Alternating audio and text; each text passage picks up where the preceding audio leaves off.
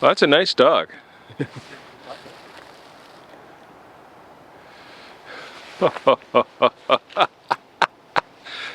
Oh, hi there.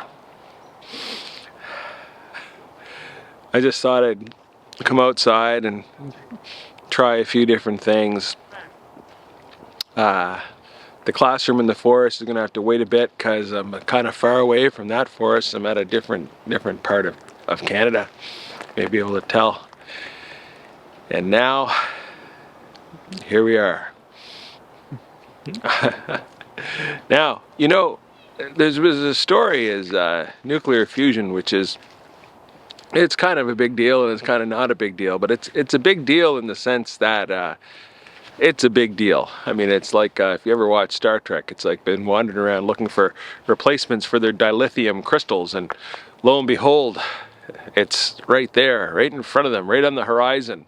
The negative of it is that, well, it's just a practical one really, is that to move from using 127 lasers to get a net positive energy from a fusion reaction to having a controllable fusion reaction, which is going to have really benign byproducts and be sustainable in the ongoing future. Well, that's probably I don't know, we're going to measure decades away, something like that. But anyway, it's a development in science, and science is good. It goes to our economic principle of, well, what do we have and what do we know?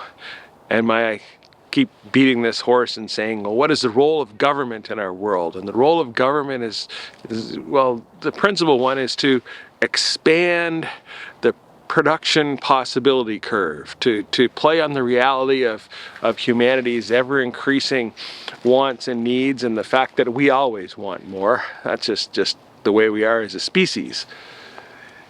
I talked for a while about criteria, and the criteria that we use to assess whether or not something was successful in 1850 is different from the criteria that we use today.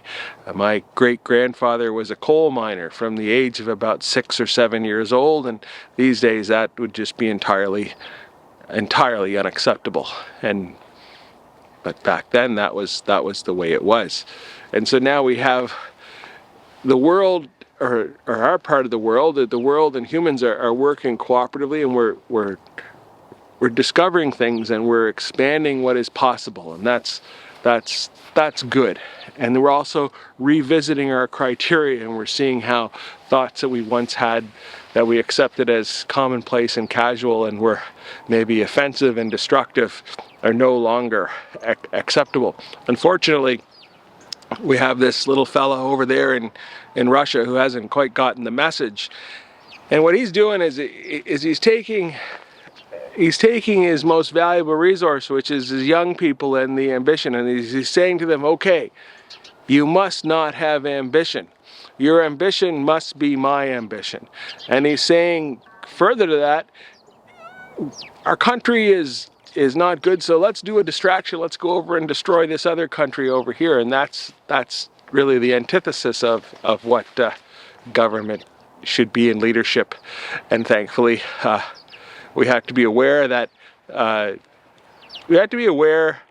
we want to move in a direction where everyone's viewpoint is embraced and encouraged and discussed.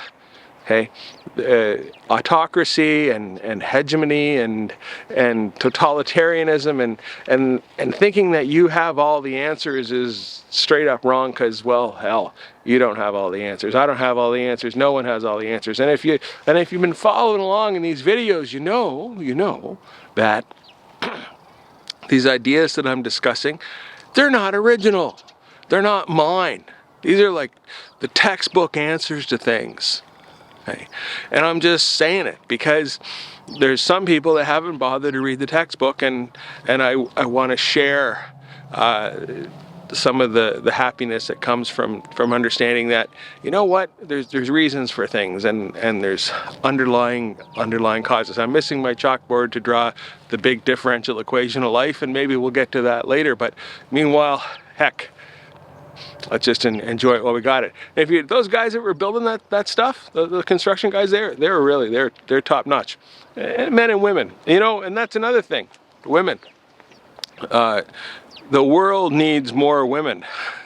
The world needs more women in positions of leadership. The world needs more women in the trades, and world needs more women fulfilling their potential, and when that happens, we all thrive and succeed, and that's great. Anyway, my name's Bruce. If you can tolerate these videos, hit the like button. If you don't like them, hit the like button anyway. There's no skin off your nose. And by the way, and if you leave a comment, great. That's what I say. Okay? And meanwhile, take it easy, okay? And we'll do a little outro here. Look at the world. The world is exciting. I don't know if you can still hear me, but the world is exciting. Okay.